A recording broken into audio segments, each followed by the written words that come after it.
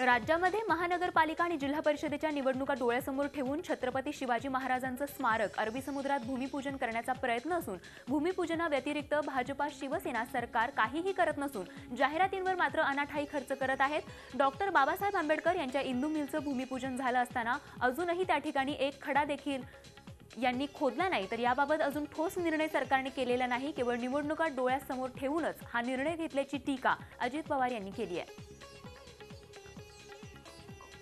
पुण्याच्या मेट्रोच्या सगळ्या मी अर्थमंत्री असताना परवानग्या वगैरे दिलेल्या आहेत। 2.5 वर्ष यांनी तो प्रोजेक्ट लांबवला, त्याच्यामुळे 2,500 कोटी रुपयाचं पुणे पिंपरी चिंचवडचं नुकसान झालं।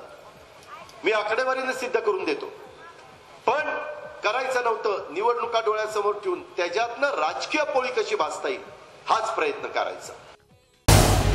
झी 24 तास रहा एक पाऊल पुढे।